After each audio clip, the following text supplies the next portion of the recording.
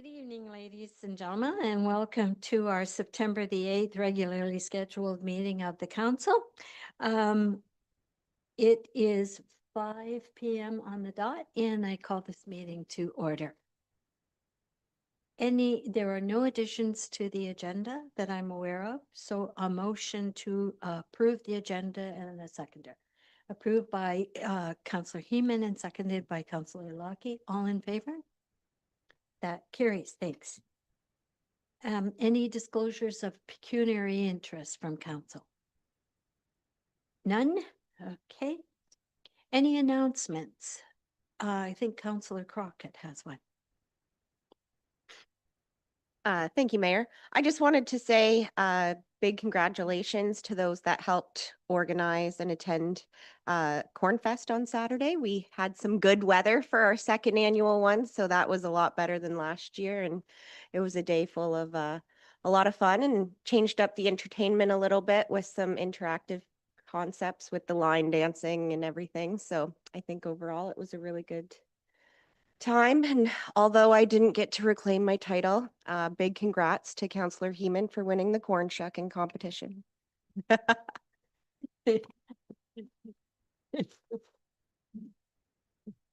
And he actually has the trophy to prove it. Yeah, congratulations, everyone. It was a good day. So it's my pleasure then to recognize one of our employees by the name of Karen Gress, our active living coordinator, as she celebrates 25 years with the municipality. So I'm going to call on our director, Steve McDonald, to come forward.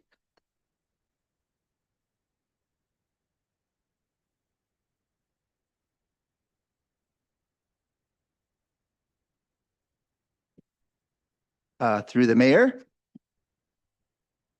Karen Gress makes Thames Center a better place to live, work, and play. We have been so very fortunate to have her coordinating our active living center for 1/4 of a century. Karen's 25 years as coordinator have been truly trailblazing. Over this time, she has had significant improvements and expansion results to the facility on many different fronts. Firstly, there's been great expansion for the number of members every year at the Active Living Center. This year, we just surpassed 700 paying members for 2025, which is amazing. And on top of that, we have hundreds of people that also partake in the various events and programs and classes that are not paying members. So that just speaks to the amount of interest there is in what Karen is offering to the community. She's also expanded and grown the variety of programs, classes, and events that take place on a daily, weekly, and annual basis at the Active Living Center, and that continues to happen from one year to the next. In addition to that, she has expanded the geographic coverage of the Active Living Center during her 25 years with very active expansion in offerings in Thorndale occurring as we speak this year. In addition to that, the size of the Active Living Center team has grown. For Karen's first 20-ish years, it was just herself taking care of business. And since then, we've added 2 more people to the team. So she now has a wolf pack of 3 running the Active Living Center. And then on top of that, the physical size of the Active Living Center has almost tripled in size just last year when we opened up the newly renovated, expanded Active Living Center. So it's a lot of positive things that have happened in 25 years under Karen's watchful eye. So thank you to Karen for continuing to push the Active Living Center to the next level. Her abilities, her hard work, her dedication, and her commitment speak volumes, and we congratulate her. Come on down.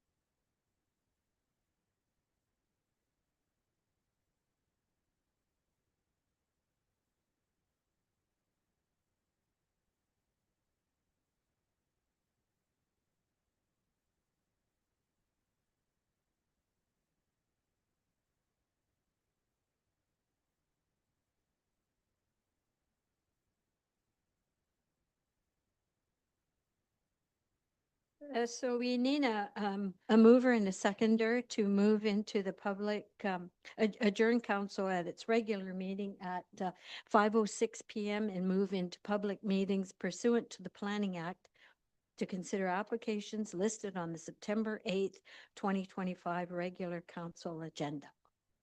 Moved by Councillor Heeman and seconded by Councillor Lockie. All in favor? That carries.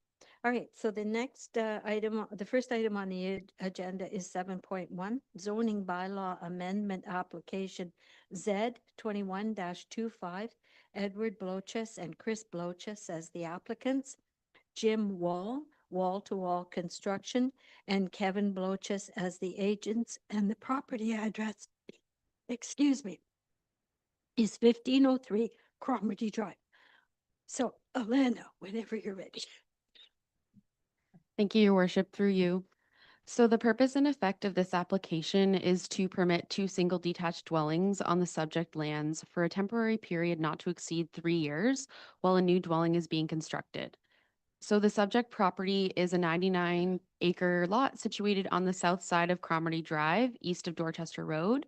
And the lands contain an existing single detached dwelling with a floor area of approximately 204 square meters. And it's serviced by a private well and septic system. And the lands also contain a number of farm buildings, including a cattle barn and sheds. And access to the subject lands is available off Cromarty Drive. So the applicants are proposing to retain the existing dwelling while a new one's constructed. And the new dwelling is proposed to have a floor area of approximately 237 square meters. And it's to be located southwest of the existing dwelling within the agricultural zone. And within 3 years of the new building being constructed, the applicants intend to remove the existing single detached dwelling from the property. So the Planning Act allows for the council of a local municipality to pass a bylaw to authorize the temporary use of land for a period not to exceed 3 years. And the Thames Center official plan also allows for temporary uses for 3 years, for up to 3 years, including the construction of a second dwelling while retaining the existing dwelling under certain circumstances. The official plan provides criteria for the evaluation of temporary uses, and staff is of the opinion that the criteria has been satisfied or is capable of being satisfied through the owner entering into a temporary use agreement with the municipality.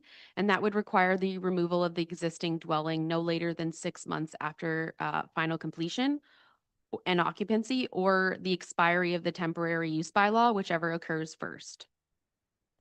So based on the foregoing, the subject application would ensure consistency with the provincial planning statement and also conformity with both the county and Thames Center official plans.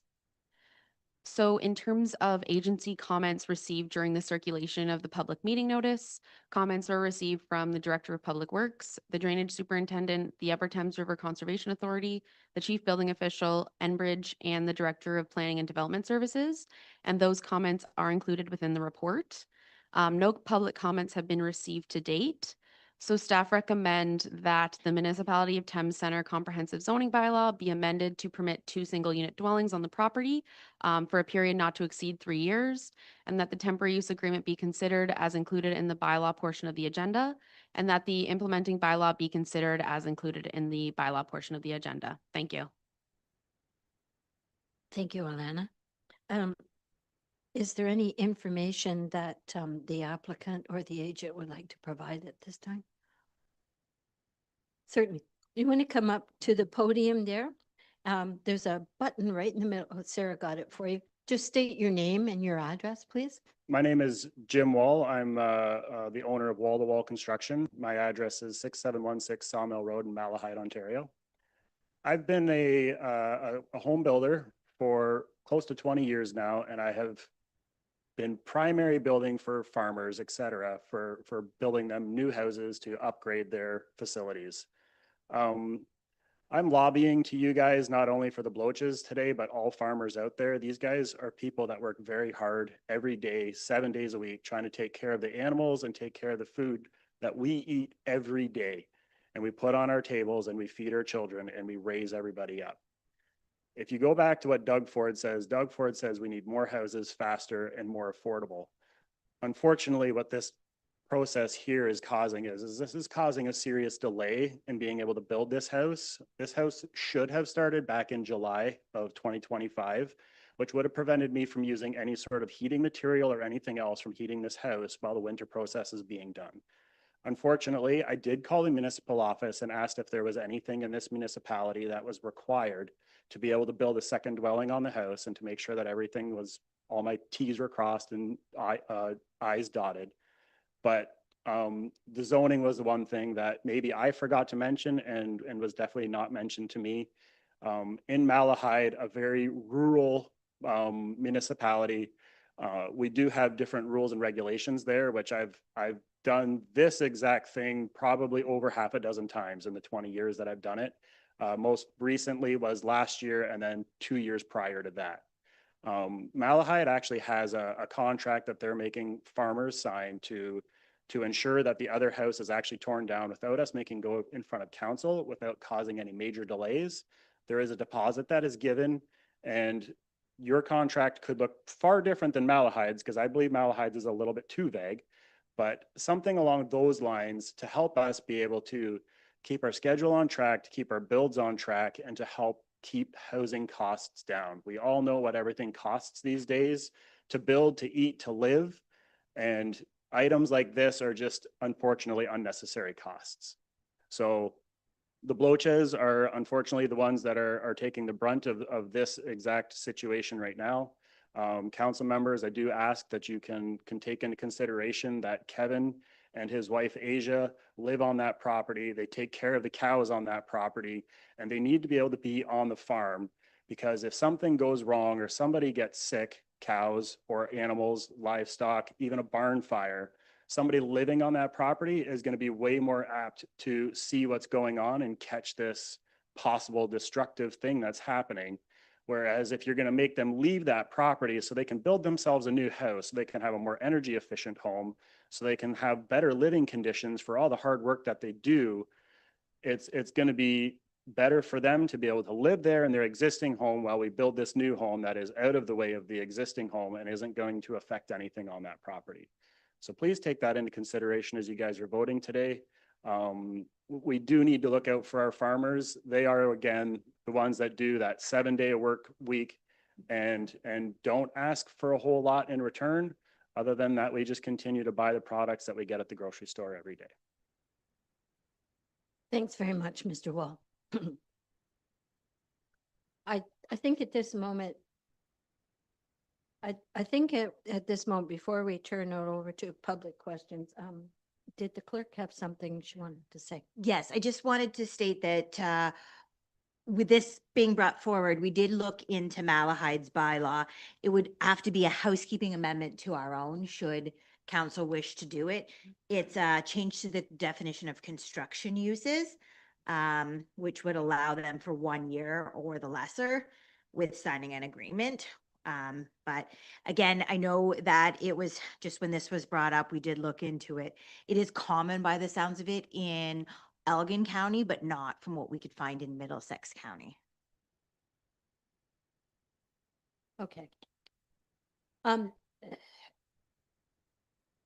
Just before I go to council, Tom, were there any comments from the public, either in the chambers or online? There's no one online, your worship. Okay, then I'll turn it over now to council. So, Tom, go ahead. Sorry, just with respect to Clerk Nethercott's comments, would that have to be done when we resume a session? If you, Public you session. can, yeah, it'd have to be in a motion, or you can just as give direction in, I would probably do it under new business. If you would like to move forward to seek out a housekeeping amendment for this. Thank you, and I appreciate the comments. And I do think that, you know, it is a timely process to come to council and to make those requests for double occupancy. And I think in my 6 years of seeing those, I don't think we've turned one down. So I think this is something that we could potentially investigate, delegating to staff and helping expedite those timelines. So I'll bring that up under new business. Thank you for the idea. Okay, thank you, Councillor Heeman, and also thank you to you, Mr. Wall. Good comments. Anyone else from council wanted to make a comment? Okay. If that's the case, then if there's no further discussion, the public meeting is now closed. And we'll be looking for a mover and a seconder for the recommended motion. Is that coming? And there it is up on the screen. So the mover and a seconder for the recommended motion that's also on your agenda as well as on the screen. A mover and a seconder, please. Okay, all right. Moved by Councillor Crockett and seconded by Councillor Heeman. All in favor? Okay, that passes. Thanks very much. Thanks for your attendance here. Moving on to item 7.2, a zoning bylaw amendment application Z 22-25. Georgios Musalimas and Anastasia Musalimas, owners, Khalid Alam Falani as the agent, and the property address is 186 King Street in Thorndale. And again, Ms. Curtis, your overview. Thank you, Your Worship, through you. So the purpose and effect of this application is to permit a mobile barber shop located within a trailer to be placed on the subject lands for a temporary period not to exceed 3 years. So the subject property is a 0.38 acre lot situated at the northeast corner of King Street and Temperance Street in the village of Thorndale. And the lands contain a building used as Thorndale Family Restaurant, as well as a detached garage. And access to the lands is available off King Street as well as Temperance Street.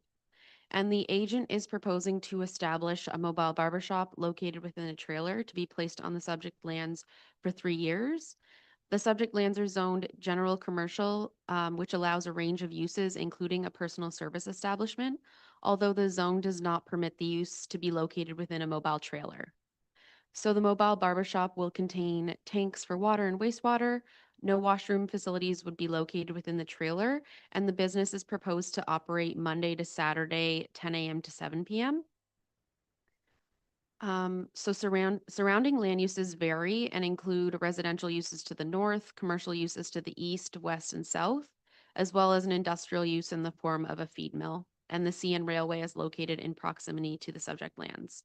The lands are also regulated by the Upper Thames River Conservation Authority, given the flooding hazards associated with the Y Creek that's located west and north of the property. So the Planning Act allows for the council of a local municipality to pass a bylaw to authorize the temporary use of land for a period of time not to exceed 3 years. And the Thames Center official plan also allows for the temporary use of land. And the official plan provides criteria for the evaluation of these temporary uses. And the criteria includes the proposed use is temporary, the proposed use will not create detrimental effects on the surrounding area, compatibility with adjacent and surrounding area.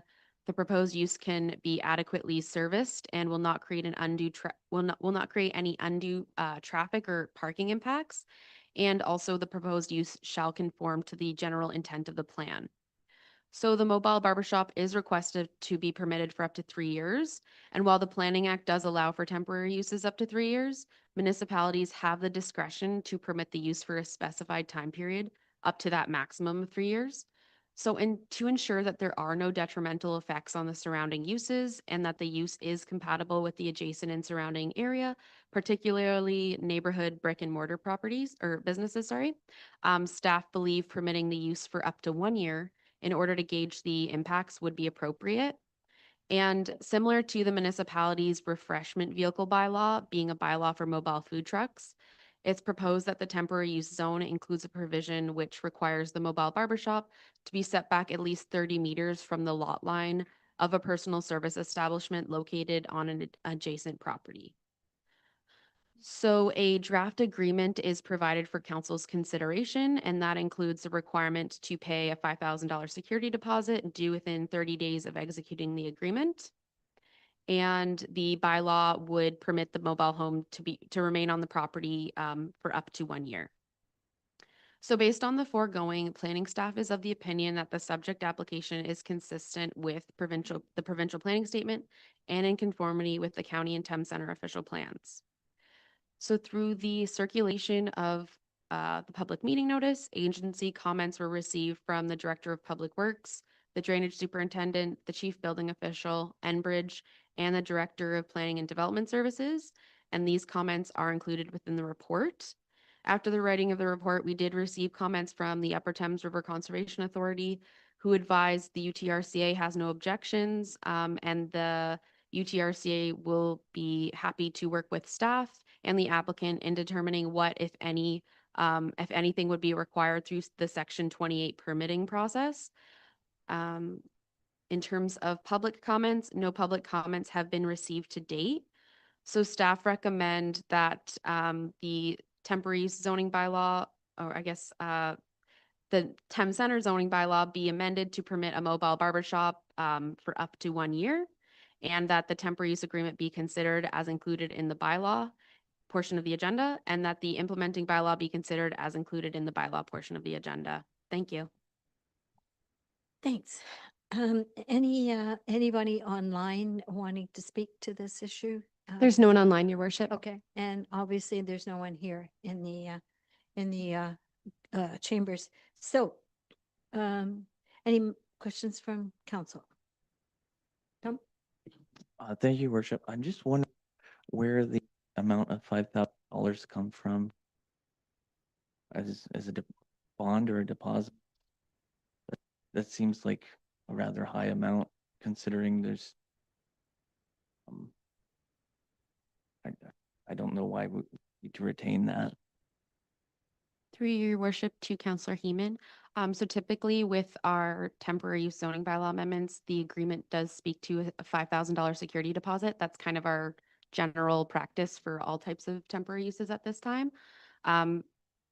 Through a comment by the Director of Planning and Development Services, she noted, $1,000 to $5,000 security deposit based on council's preference. But generally that deposit is there so that we can ensure that the use is removed upon the expiration of the bylaw. Thank you. Anything else, Tom? No? Okay. Councillor Crockett? Thank you, Mayor. Just further to that, I think there's pretty straightforward parameters. I know that I asked in advance why it was limited to 1 year, and I think that seems fair considering this is kind of our first proposal of this sort coming forward.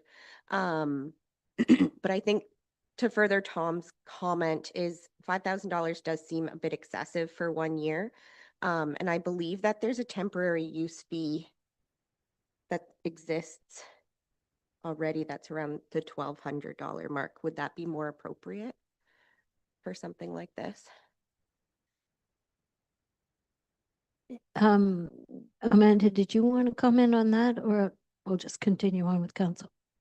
Sure, through you, Mayor. I believe $1,000 is sufficient because it's a trailer on wheels. So if it basically covers our compliance measures if it wasn't removed. And since the trailer is on wheels, if we had to hire someone to take the trailer away, I believe $1,000 would be sufficient. Okay, thank you.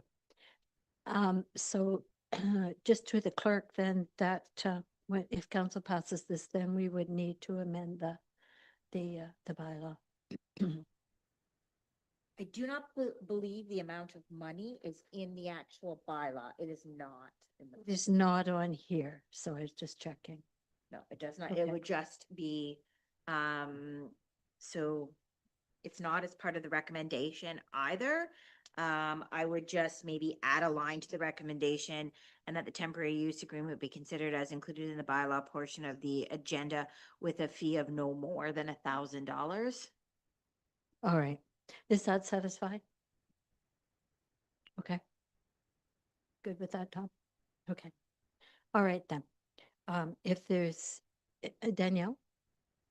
Yeah, through your worship, I just have a question. So just for clarity, Ms. Cortez, will we be revisiting this in a year then?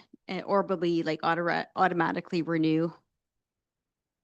Through your worship to Counselor Lockie. So after 1 year, should that be the time period that council approves, the use would expire. So before the expiration of that 1 year period or the time period up to 3 years that council approves, the applicant would need to apply to extend that time period and like as another year or up to 3 years. Okay, thanks. Thank you.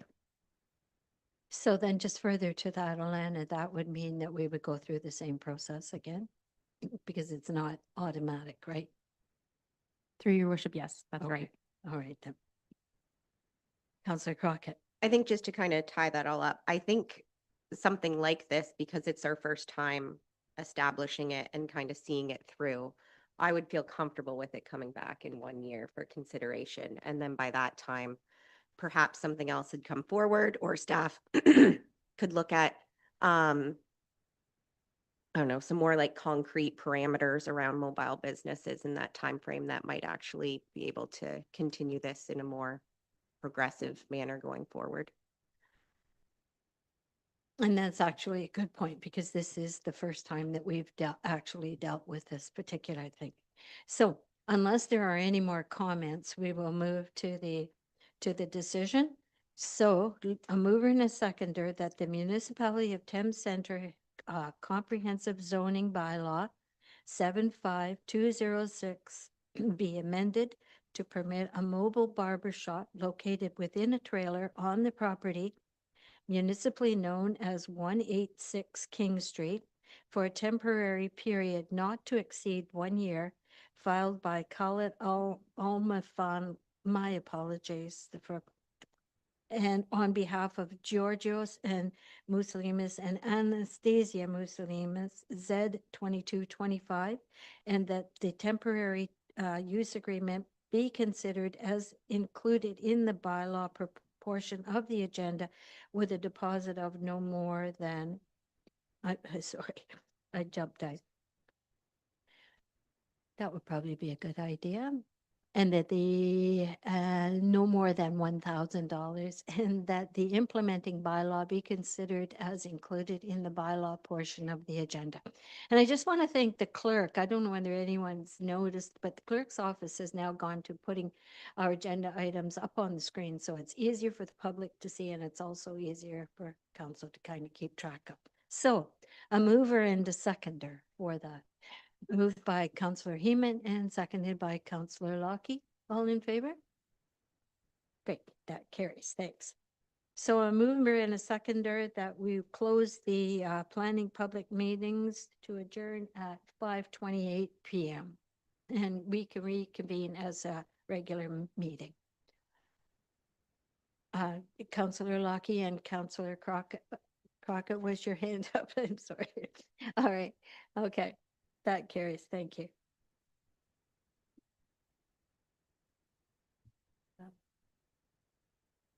Okay. Item number 8 is the approval of the previous minutes. 8.1 is the regular council meeting minutes of August 25th, 2025. Be approved as circulated and motion by Councillor Crockett and seconded by Councillor Lockie. All in favor? That carries. Thanks.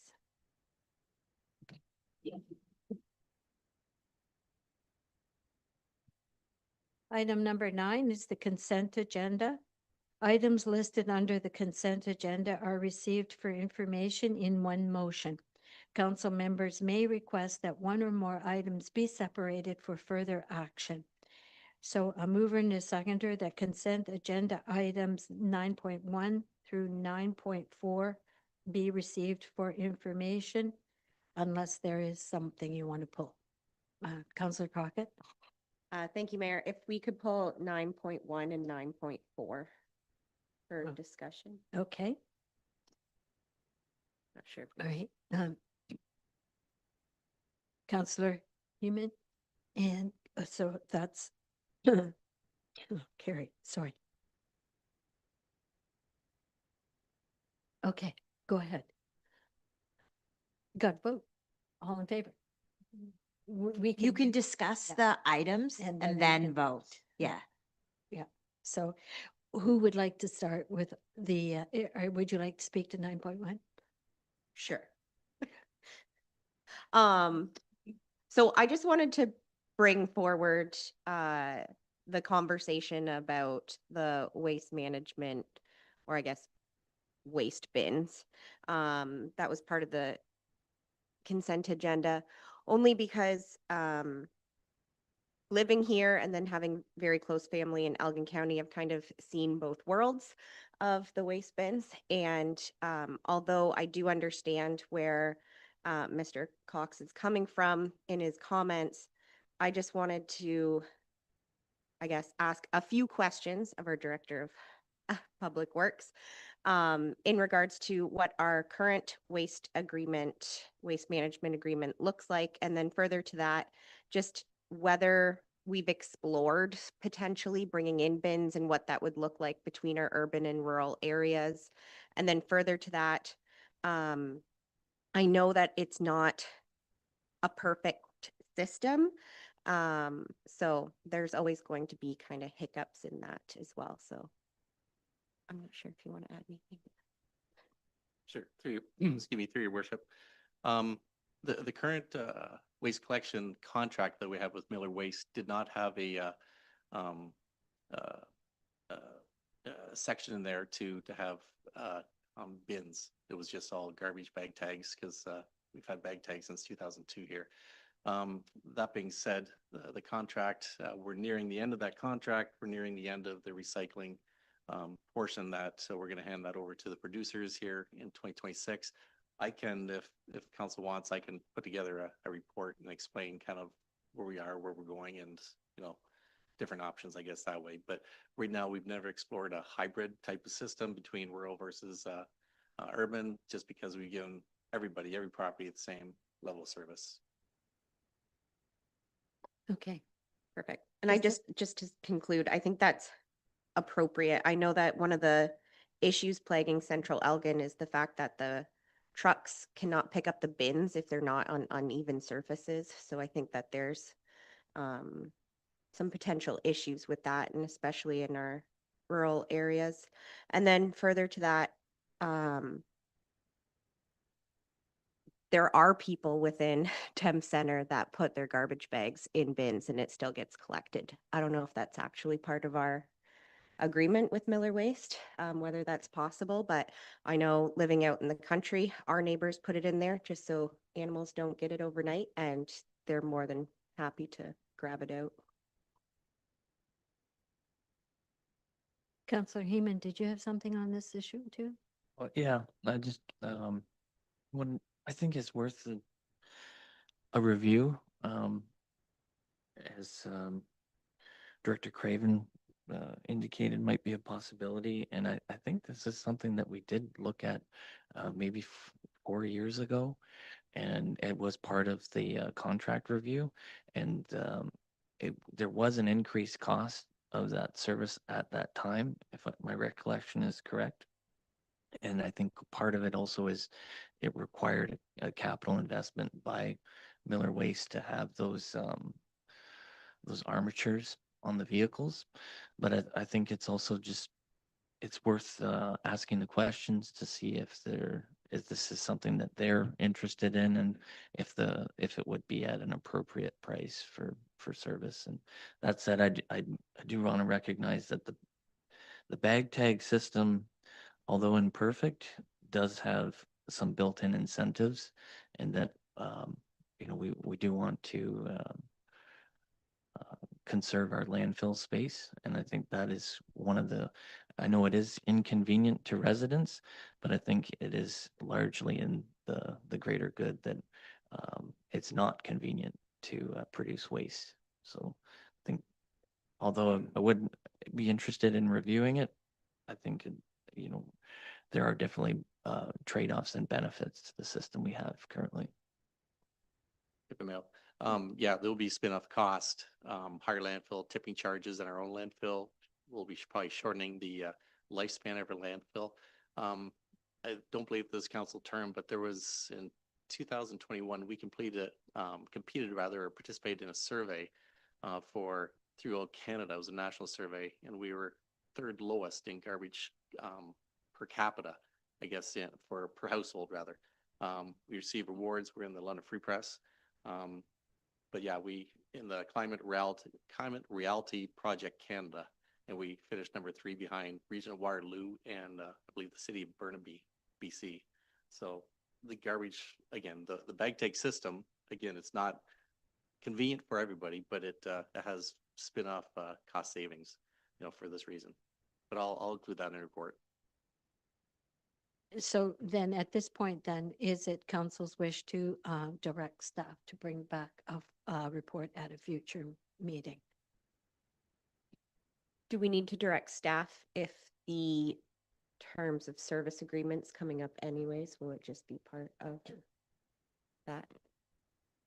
Okay, then it's up. What do you want to do, Jared? Direct I'll Haven. report. I've got everything. I've got everything in Okay. files, so I can give you a report, and then you have a kind of fulsome, I guess, where we've been, like say where we need to be. I can give you everything. It would be hard to put together. Okay, Perfect. okay, so we'll look at that at a future meeting then. In the meantime, then, Councillor Crockett, did you also want to comment on item number 9.4, the Watson and Associates comments? Yes, if I may. When reading over the report, I wanted to specifically ask about item 5, which is the land needs assessment. Method number 1 and method number 2, which essentially can be housing-based and employment-based projections under the PPS. I was just wondering if this was being considered by Thames Center and or Middlesex County as we continue with our short and long-term planning. Does anyone from planning want to take a stab at this? Because I do think this is on the county's radar, is it not?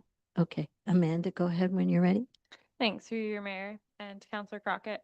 Thames Center and Middlesex County are both utilizing those methods currently. We're in a good position because they've had a lands needs assessment encompassed in their official plan update as well. So they feel that they're in a pretty good position to adapt to those methodology guidelines. And if Thames Center were to renew our lands needs assessment, we would do that through our OP review, which we would encompass those methodology guidelines as well. Okay, does that answer the question? Yep, thanks. All right, then. So going back to the motion, then that consent agenda items 9.1 through 9.4 be received for information. And I direct, perhaps you could And give me a better word. if we want to do that, along with that, add and that council directs staff to report back on the current waste collection contract and waste and recycling collection moving forward. Basically the idea of what you're looking for. All right, so council is in favor of this then? Moved by Councillor Crockett and seconded by Councillor Lockie. All in favor? Okay, that carries, thanks. All right, moving on to item number 10, reports of departments. 10.1 is the zoning bylaw amendment application, Z8-25, CBM aggregates, care of Stephen May as the applicant, MHBC Planning, care of Neil DeRuiter and the property is 20115 Purple Hill Road. And Alana, you're up again. Okay, go ahead. Thank you, Your Worship, through you. So the purpose of this report is to provide council with additional information for zoning bylaw amendment application Z8-25. And specifically, this report addresses the proposed inclusion of a site-specific provision within a new site-specific agricultural A-71 zone, and that would establish a required minimum setback of 15 meters from the pond edge / water edge at average water height. And this provision would be in addition to the regulations within the agricultural A zone. So as council will recall, official plan amendment number 01-25 was adopted by Thames Center Council on May 26, 2025. And this official plan amendment sought to redesignate a portion of the subject lands from extractive industrial to agricultural, since the gravel pits that were once operating from the subject lands have now ceased operations. And at the May 26th council meeting, the accompanying zoning bylaw amendment application, Z8-25, which proposed to rezone the same portion of the subject lands designated through OPA 33 from extractive industrial M3 zone to agricultural A zone, was approved in principle, and the implementing bylaw was to be brought forward at a future meeting for council's consideration, pending approval of the official plan amendment by the County of Middlesex. And so OPA 33 was subsequently approved by the County of Middlesex on July 29th, 2025. So during the circulation of the public meeting notice to prescribed persons and public bodies, comments were received from the Upper Thames River Conservation Authority, and their comments advised no objections to the official plan and zoning bylaw amendments. However, they did inquire about specific setbacks from the pond. And so to confirm that there were no outstanding concerns from the Upper Thames regarding setbacks from the pond and lake to any new future structure, staff contacted UTRCA prior to bringing the implementing bylaw forward for council's consideration. And UTRCA staff advised that they encouraged the inclusion of a 15-meter setback from the existing edge of the pond. So the UTRCA is the regulatory body for regulated areas associated with flooding and erosion hazards, and they have identified the lake as a natural hazard. And while the application indicates that no buildings or structures are proposed at this time, the UTRCA has advised they encourage the inclusion of the 15-meter setback. And considering policies of the PPS, the county official plan, and Thames Center official plan, staff believe it would be appropriate to include the 15-meter setback. And since the water levels of the lake/pond may be higher or lower than usual depending on the season, staff believes it would be appropriate to require the setback from the pond or the water edge at average water height to be included within the bylaw. So the setback would be included within a site-specific agricultural zone in addition to the standards of the agricultural A zone, as well as including the undersized lot provisions that are in the bylaw. So the applicant's team had the opportunity to review a draft of the proposed bylaw, and at the time of the writing of this report, the applicant's team has advised they are in agreement with the inclusion of the proposed 15-meter setback from the pond at average height of water. So subsection 3417 of the Planning Act indicates that where a change is made in a proposed bylaw after the holding of a public meeting, council shall determine whether any further notice is to be given in respect to the proposed bylaw and the determination of the council as to giving a further notice.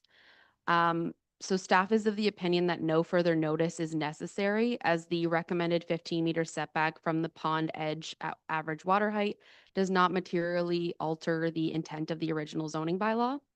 So based on the foregoing, the site-specific agricultural A-71 zone is consistent with the provincial planning statement and conforms to the county official plan and Thames Center official plan. So staff recommend that the report be received for information and that the zoning bylaw amendment to rezone a portion of the subject property from extractive industrial to the site-specific agricultural A-71 zone be approved, and that the implementing bylaw be considered as included in the bylaw portion of the agenda, and also that no further notice be required pursuant to section 3417 of the Planning Act with regard to the site-specific agricultural A-71 zone, which includes the addition of the 15-meter setback from the pond / water edge at average water height. Thank you. Thank you, Ms. Cortez. Any questions from the members of council? Okay. Councillor Heeman. So this is because it wouldn't, as a gravel pit, it wouldn't be included on the natural hazard mapping in the official plan, like that we have to add this additional requirement. Through your worship to Councillor Heeman. So I guess natural hazards change all the time, like identifying them, given that these things change and this lake was created. So after Upper Thames had the opportunity to review, they did recognize it as a natural hazard. And so they're requesting or encouraging that 15-meter setback, because without including that in the bylaw, we wouldn't really have, I guess, any requirement to have that pond be setback 15 meters, or a building be setback 15 meters from the pond. Wouldn't that be covered in a building permit? So the zoning would just speak to the setback. The building permit would just ensure that it meets zoning. So if we don't have that specifically included in there, to my knowledge, we don't have any provisions that would require the 15-meter setback. Okay, thank you. Any other questions? Excuse me. All right, if if there's nothing else, I'm going to ask the clerk to read the motion. Apologies, something going on here.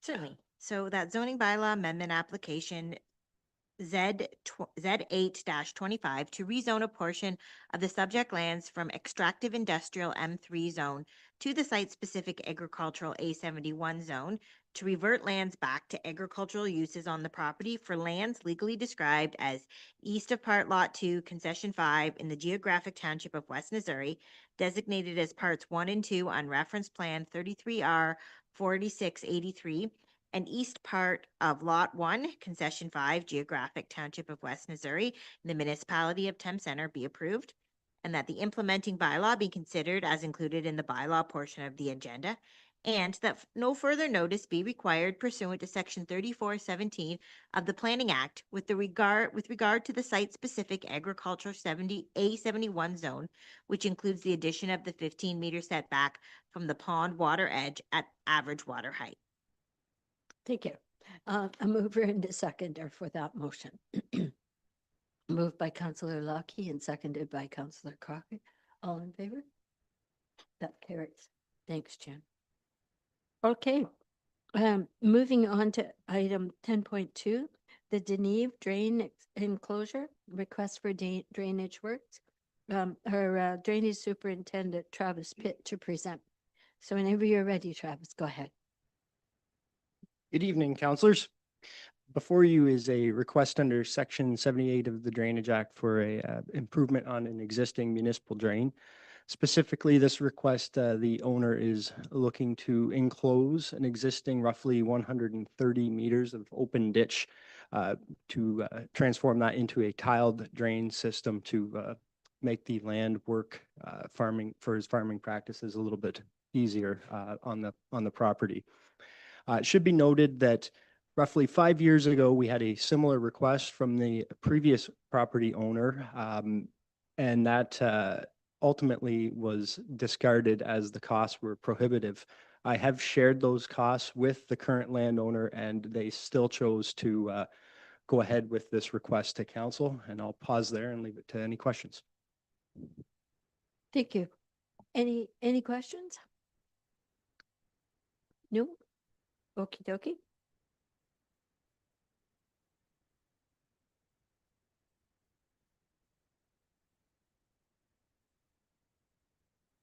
I'm sorry. I'm sorry. A mover and a seconder that report number PWDR 009-25 of the drainage superintendent dated September the 8th, 2025, concerning requests for drainage improvements be received for information, and that the request under Section 78 of the Drainage Act, RSO 1990, for new drainage works in relation to properties located from Concession 6, Part West, half Lot 29, and RP 33R2 1890, Part 1, former Township of West Missouri, be received and adopted, and that Mr. M.P. DeVos of Spreet Associates be appointed the engineer to investigate and prepare the necessary drainage report. Mover and seconder. Okay, moved by Councillor Crockett and seconded by Councillor Lockie. All in favor? That carries. Thank you, Travis. Okay, Item number 10.3, culvert number 105, construction tender award. And we'll look to the Director of Public Works, Mr. Craven. Thank you, Worship. Before you, PW 010-25 Culvert 105 Construction Tender Award. This report is to seek council approval to award culvert number 105 construction to Murray Mills Excavating and Trucking, Sarnia Limited. The culvert is located on Dingman Drive, just west of Westchester Bourne. It was first recommended to be replaced in the Bridge and Culvert Inspection Assessment Report from 2022. This culvert is 4.3 meter steel pipe arch culvert with a length of approximately 19 meters. Due to the fact that only one qualifying bid was received in following our procurement policy, only the bidder's name is being posted.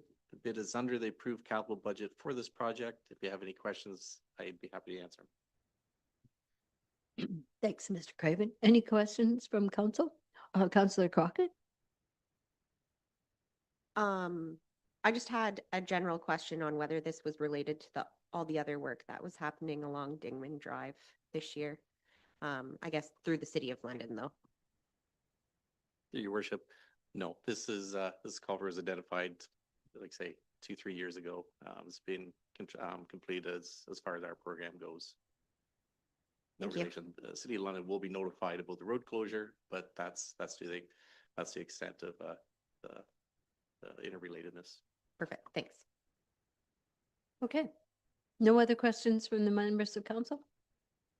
In that case then, a mover and a seconder that report number PW 008-25 be received for information, and that council approve the awarding of project TC 010-25 culvert number 105 construction to Murray Mills Excavating and Trucking, Sarnia Limited, and that the mayor and clerk be authorized to execute an agreement with Murray Mills Excavating and Trucking, Sarnia Limited, for the work contained in the tender documents. Moved by Councillor Lockie and seconded by Councillor Crockett. All in favor? Thank you. That carries.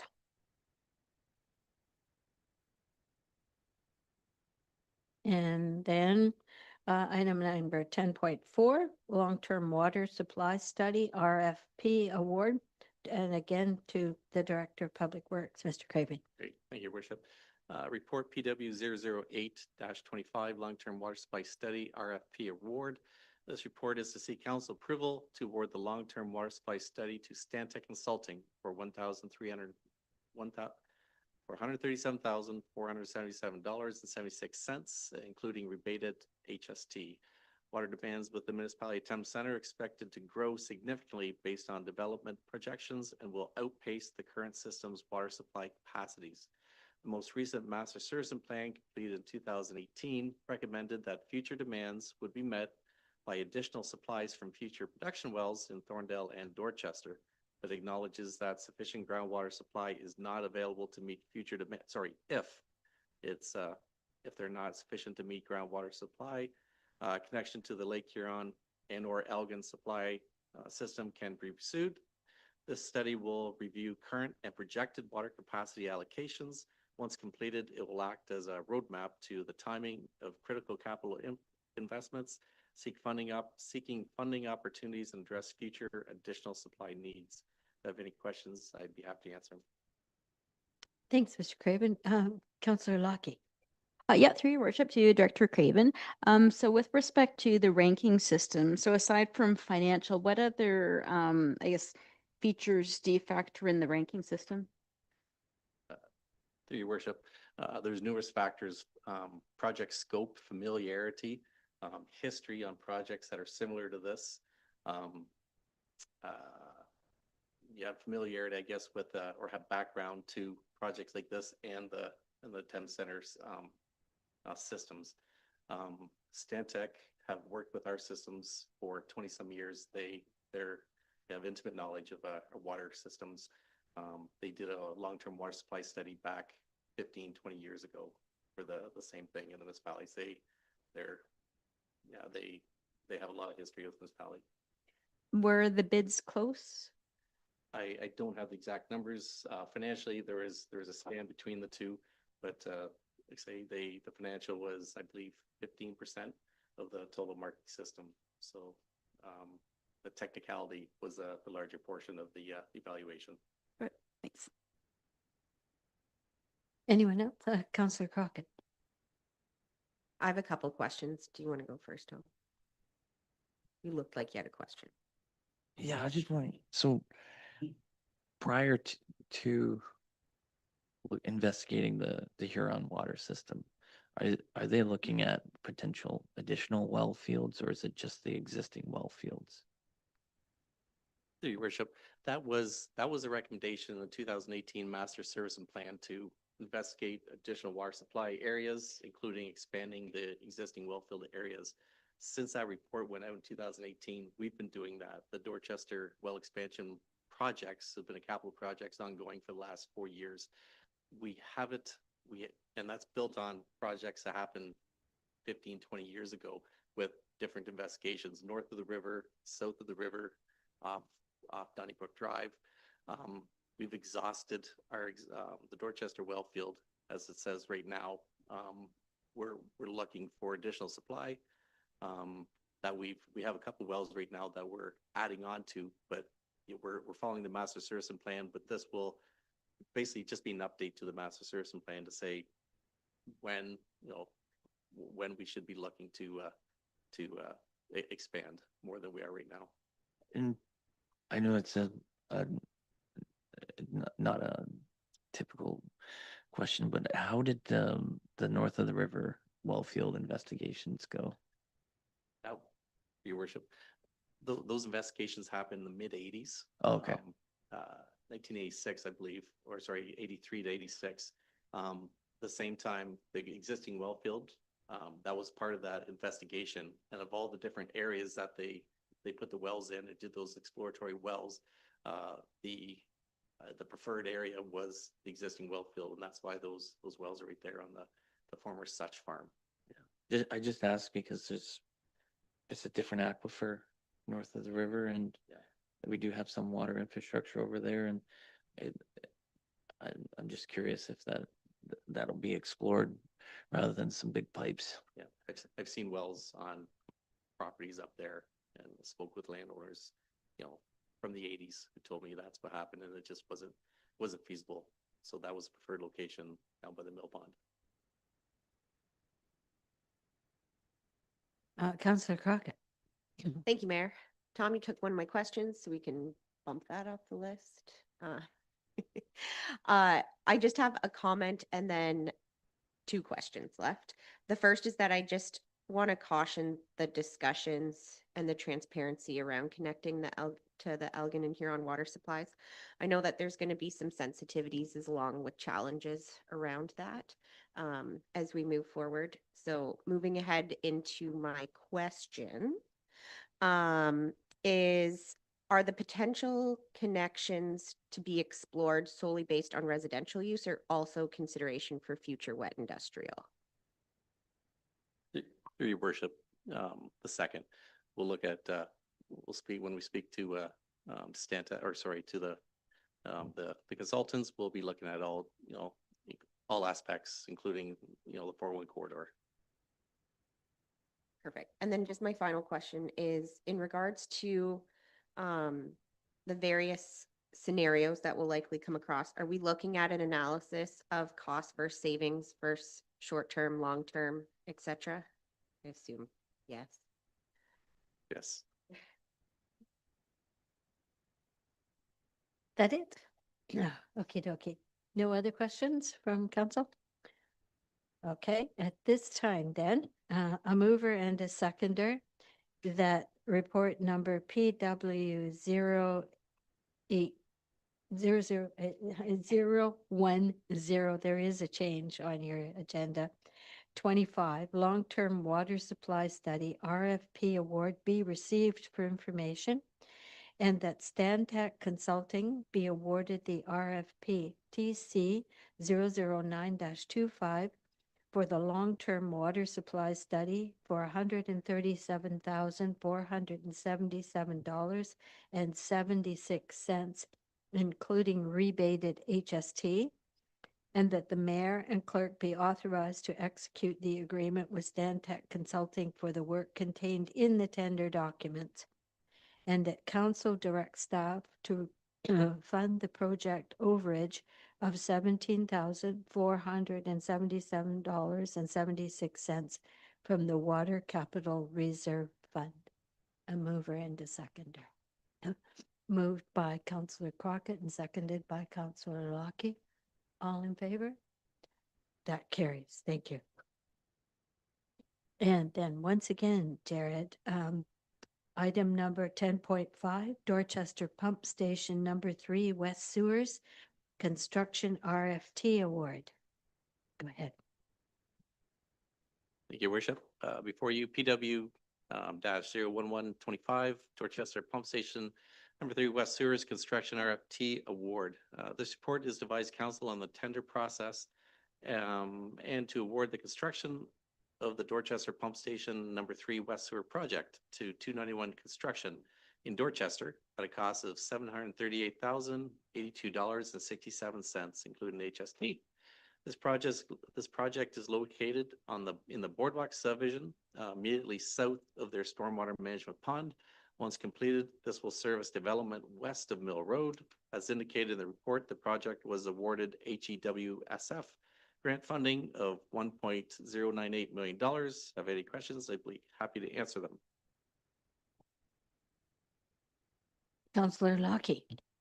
Yeah, through your worship, I was wondering if you could give some details on why it's coming out of the wastewater reserve instead of wastewater development charges reserve.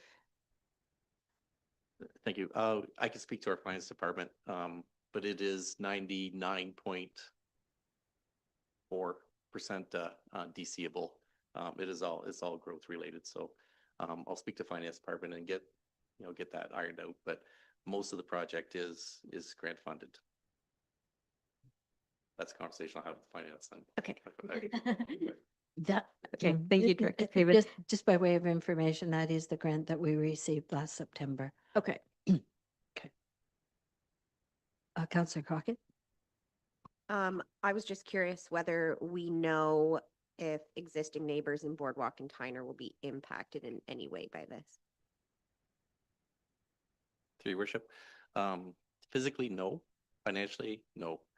It'll happen in their backyard, again, between Mill Pond Crescent and the existing stormwater management pond. It's an open area. They'll be notified, residents in that area will be notified of the construction. It's proposed to be no longer than 2 to 3 weeks. Yeah, it should be in and out before they know it. Anyone else? No?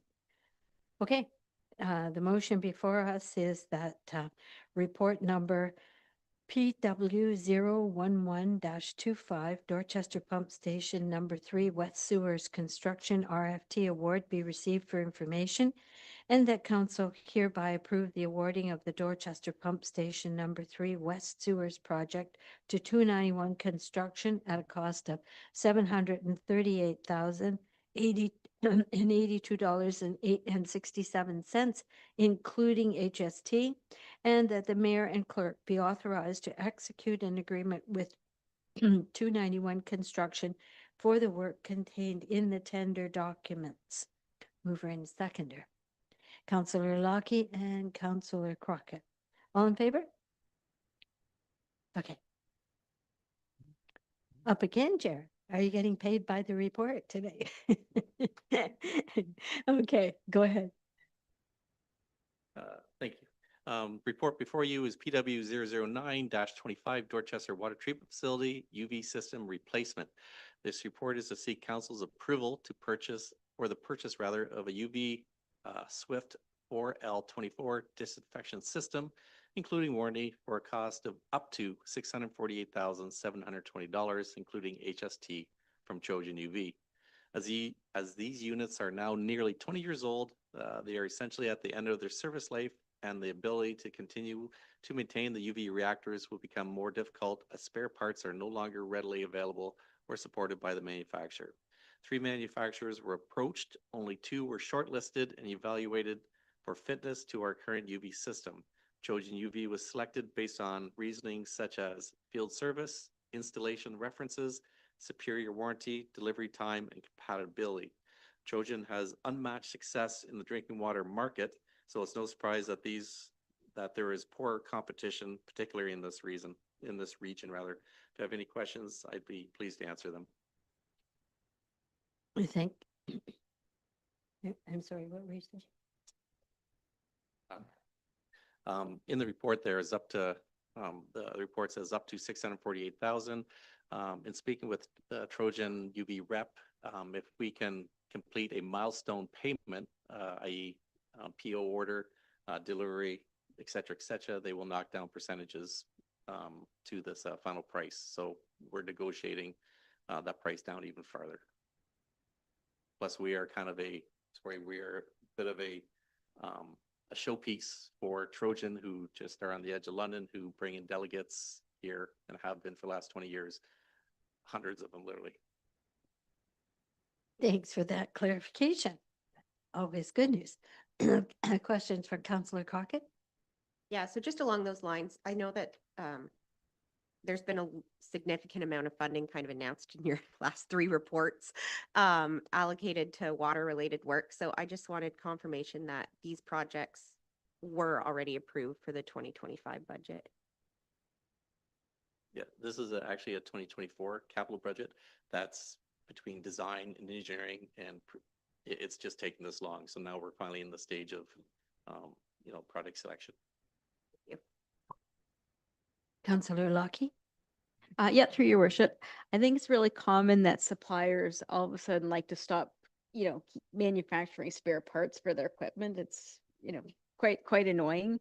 Have they given you information on how long they'll stock the parts? Through your worship, to Councillor Lockie, my report says, I spoke with our superintendent. He said that my report said the UV reactors are becoming more difficult as spare parts are no longer available. He said, he asked me to correct my report saying that they have already become impossible to source out some parts now. So we're already at the quote unquote end of life.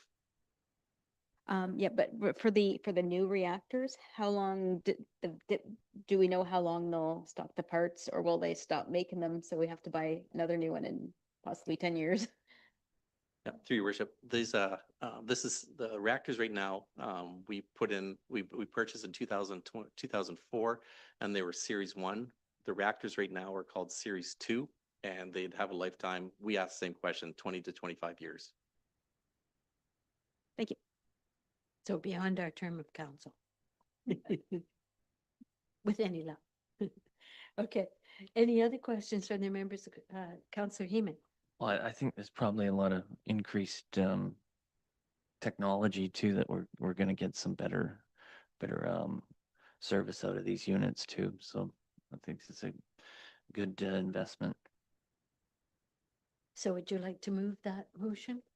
Okay, so moved by Councillor Heeman that report number PW009-25 Dorchester WTF UV system replacement be received for information, and that council hereby approve the purchase of a UV Swift 4L24 disinfectant system, including warranty, for a cost of up to $648,720, including HST, and that the mayor and clerk be authorized to execute all related documents. So a seconder for that motion.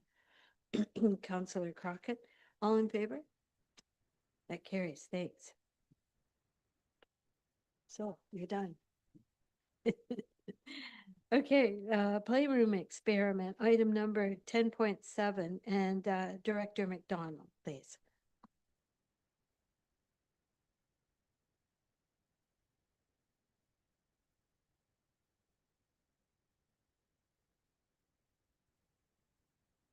Through your worship. You have before you report CSF 008-25, which is a report to consider revisions to the recently approved lease agreement with the playroom experiment. The primary motivator For this report is a potential 3-year naming rights sponsorship that they can obtain, which would provide significant funds for the Playroom Experiment. This sponsorship is dependent on the Playroom Experiment founder, Mike Primo, being able to offer a more complete vision of his program by expanding into the mezzanine space and the neighboring old HVAC room, which is currently not being used for anything. As a result, the agreement would need to be revised to include dedicated use of these 2 spaces, along with changing the agreement from a 2-year to a 3-year term. At the same time, if changing the agreement anyways, if updating it, staff recommend adding other details to the agreement regarding the process for how donations would be handled, along with outlining the renovation approval process, as explained within the report. Due to the great impact the Playroom Experiment has already had in Thames Centre in just 3 years, resulting in wonderful support and strong momentum, coupled with the fact that the mezzanine is a seldom used space, staff are in support of this request. I'm happy to answer any questions that council may have at this time, and will also advise council that Mr. Primo is attending virtually should council have any questions for him. Thank you, Director McDonald. Any questions from council? Councillor Lockie. Yeah, through your worship. Yeah, this is obviously a great program and I fully support it. I was wondering if you could just confirm, so Mr. Primo is, you've discussed this with him and he's comfortable with what we're presenting? Through the mayor, yes, that is correct. Right, thanks. Councillor Crockett. Thank you, Mayor. To echo Councillor Lockie's comments, I think it's fantastic that this program gets to expand and we have the space for them to do that within the Flight Exec Center. I was just curious, I know that at a previous meeting, we requested Mr. Primo to come forward to do a budget presentation. Steve, I was just wondering if you could kind of expand on what the long-term plan is for that. And then in addition to that, just included in that presentation, either before or at the budget meeting, the acknowledgement of Thames Center's support to the Playroom Experiment, because there is significant, monetary supports being offered through the complimentary rental agreements that we're putting together for them. So. Okay. Through the mayor, with regards to the first part of your question, Mr. Primo's intention is to come before council at a budget meeting to provide I believe a 6-year financial projection for his program and his vision. When he came before council back, I believe it was in July, the same meeting that the Boys and Girls Club came forward as both of their agreements were coming to an end. He had provided some numbers then.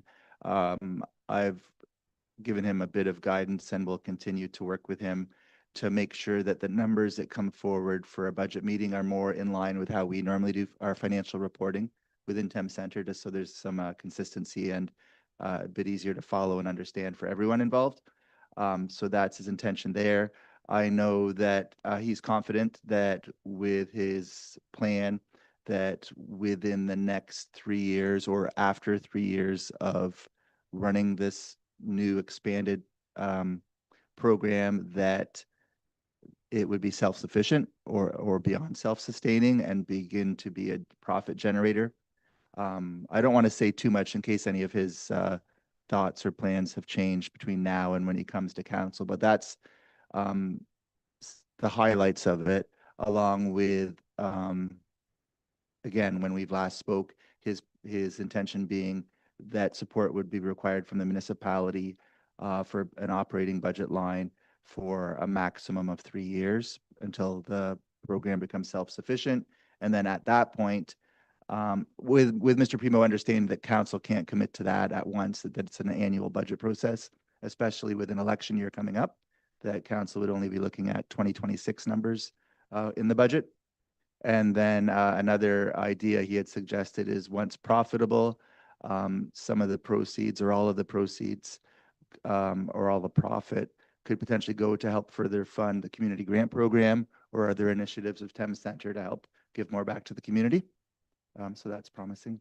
And sorry, your second question was with regards to recognition?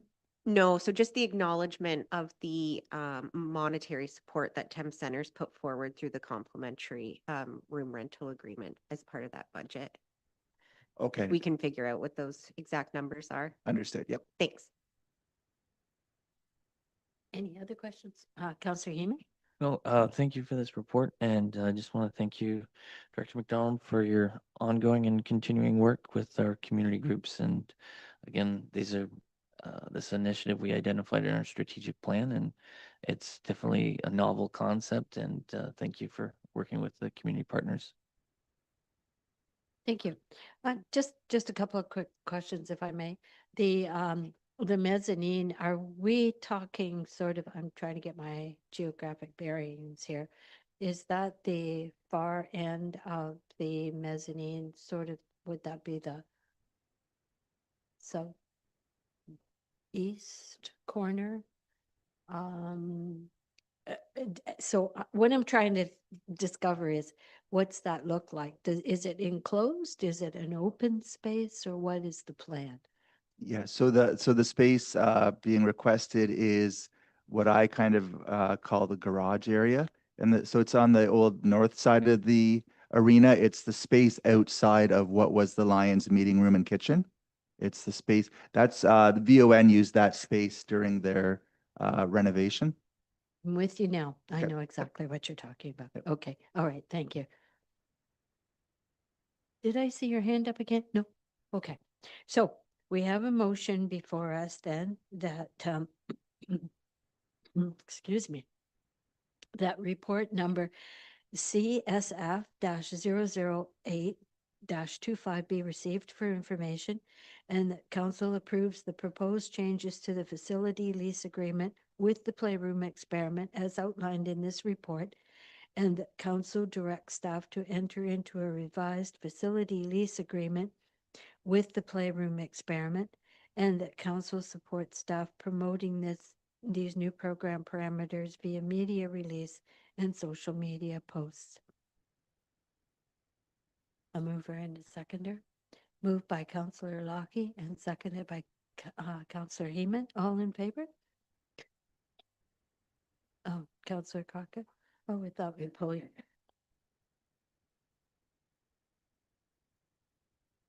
Okay, all in favor? That carries. Thanks, Steve. Okay, reports of committees is item number 11 on your agenda. Items listed under reports of committees are approved by council in one motion. Council members may request that one or more items be separated for further action. So we have just 11.1, which deals with the Thorndale Lions Community Center Ad Hoc Committee meeting minutes of August 14th. A mover and a seconder. Moved by Councillor Crockett, second by Councillor Lockie. All in favor? That carries. Thanks. Now, unfinished business. Right. And then no notices of motion, but under new business. Okay, Tom. Yeah, I'd like to entertain two items of new business. The first would be following up on Mr. Hill's recommendation to investigate the Malahide delegated authority or a housekeeping amendment for agreements with dual residences. Just for notes, I believe it was Mr. Wall. Well, okay, sorry. It's apt name for a builder. I just know that the company's name was Wall to Wall, so I was like, no. Okay. So you're asking for direction to staff to bring forth that report. Yeah. Okay. Were you going to say something? Do you want to move in a seconder for it or you? Yeah, okay. I was about to ask for that. Okay, so Tom, you're moving and a seconder, Councillor Crockett. All in favor? Good, that carries. And your second item? I'd just like to welcome our new treasurer, and also I'd ask if it's possible to get a budget to actuals update in the 2026 year or 2025 year. Potentially third quarter update. I know we generally have the fall economic update, and Yeah, the Okay. third quarter generally just through you, your worship, generally comes in the first meeting in October. So I'm sure he'll have them for them.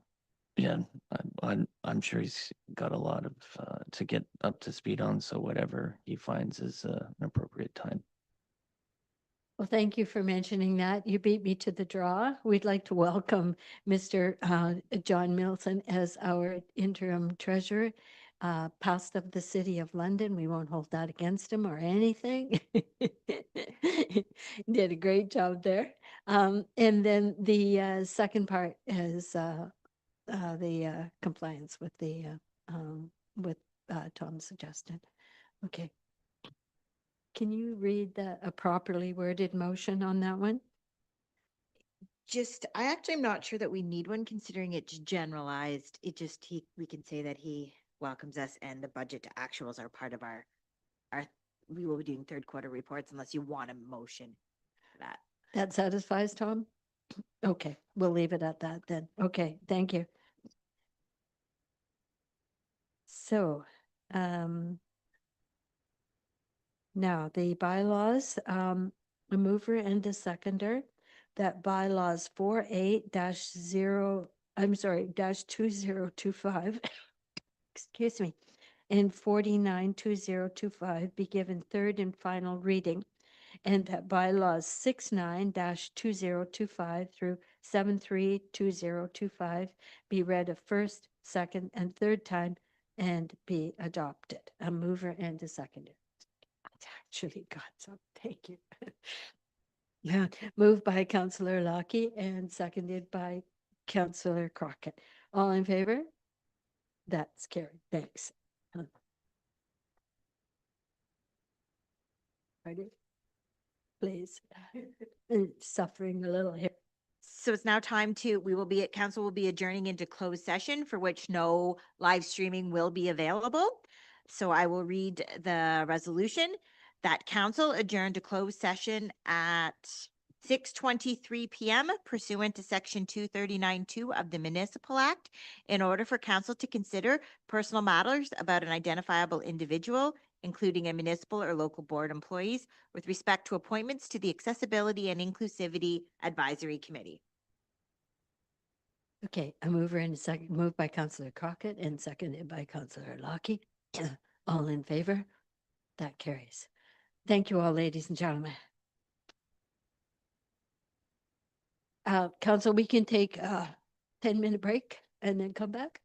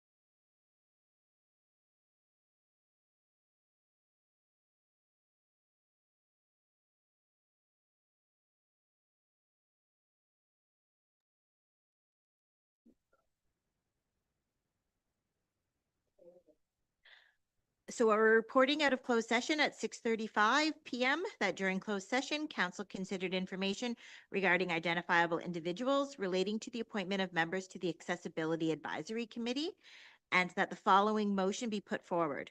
That council appoint the following committee members to the Accessibility and Inclusivity Advisory Committee: Katie Morrow and Mary Andrews, and that a bylaw be brought forward at the upcoming council meeting to finalize these appointments. So a mover and a seconder? No, we don't need. Yes, Yes, we do. A mover and a seconder for this. Councillor Lockie and Councillor Crockett. All in favor? That carries. Thanks. So moving on to the confirmatory bylaw. Being a bylaw to adopt, confirm, and ratify matters dealt with by resolution of the municipality of Thames Centre. That bylaw, a mover and a seconder, that bylaw number 74-2025, being the confirmatory bylaw, be read a first, second, and third time, and final time, and be adopted. Mover and a seconder. Moved by Councillor Heeman and seconded by Councillor Lockie. All in favor?